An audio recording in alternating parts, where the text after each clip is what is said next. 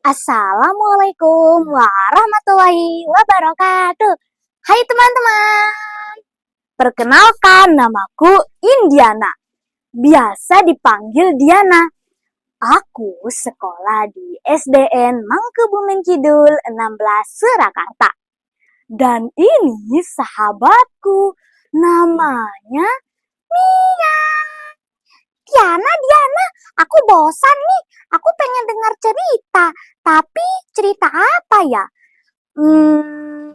Bagaimana kalau aku bercerita tentang Saman Hudi? Saman Hudi? Siapa itu?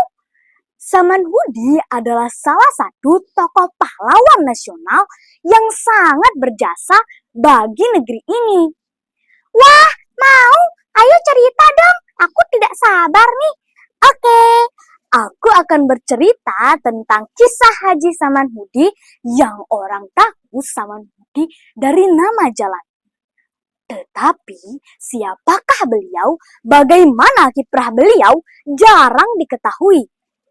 Apalagi generasi saat ini.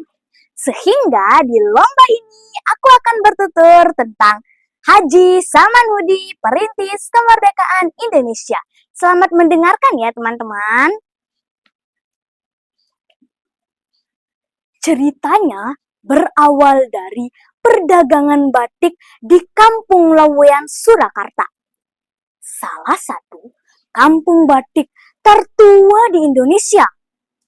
Namun, di era penjajahan Belanda, perdagangan batik Laweyan mengalami pasang surut. Sehingga memunculkan keprihatinan Saman Hudi yang kala itu baru menyelesaikan sekolah dasar Bumi Putra. Saman Hudi membantu ayahnya mengembangkan usaha batik dan keuntungannya dimanfaatkan untuk membantu bangsa pribumi. Saman Hudi adalah pribadi yang taat beragama, dermawan, dan ikhlas menolong sesama.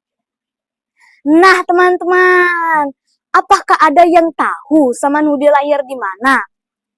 Ada yang tahu nggak? Aku beritahu ya. Saman Hudi lahir pada 8 Oktober 1878 di Desa Sondakan Laweyan, Surakarta.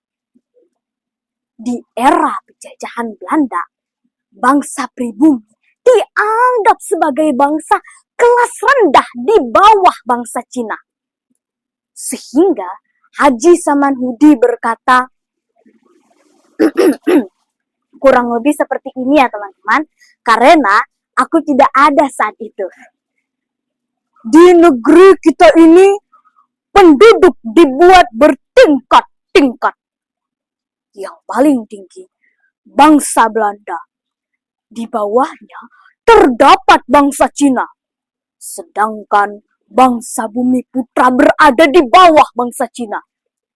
Dengan kata lain, bangsa Bumi Putra adalah bangsa yang dipandang sebagai bangsa yang rendah derajatnya atau bangsa kelas kambing. Padahal mereka hidup di tanah air sendiri. Tutur Haji Saman Hudi. Situasi tersebut dimanfaatkan oleh pedagang Cina untuk menaikkan harga dan menguasai bahan baku produksi batik yang sangat menyusahkan pedagang batik pribumi. Untuk bisa melawan penjajah dan bisa bersaing dengan pedagang Cina, maka Haji Saman Hudi membentuk organisasi Mardi Budhi, kemudian berubah menjadi Reksa dan Reksa berubah menjadi organisasi yang lebih solid dan kuat, yakni Sarekat Dagang Islam. Setelah itu, bersama Haji Umar Said Cokro Aminoto, Haji Saman Hudi mengubah Sarekat Dagang Islam menjadi Sarekat Islam. Haji Saman Hudi mencurahkan pikiran, tenaga, materi, dan waktu untuk perjuangan. Akibatnya, usaha batik beliau tidak terurus dan makin lama makin mundur. Tidak lama kemudian, setelah Haji Saman Hudi mengundurkan diri dari Sarekat Islam, Usaha dagang batik beliau pun bangkrut. Haji Samanhudi hidup dalam kesederhanaan. Namun teman-teman, perjuangan beliau tidak sia-sia. Karena Sarekat Islam menjadi organisasi besar dan melahirkan banyak tokoh bangsa yang berhasil memerdekakan Indonesia dan menjadi inspirasi lahirnya partai politik Islam setelah kemerdekaan. Keren kan teman-teman? Haji Samanhudi diberkahi umur panjang dan turut menyaksikan kemerdekaan Indonesia yang beliau impikan. Hingga wafat pada 28 Desember 1956 di Klaten, Jawa Tengah. Atas jasa perjuangan beliau, Presiden Soekarno menganugerahi Haji Samanhudi sebagai pahlawan nasional.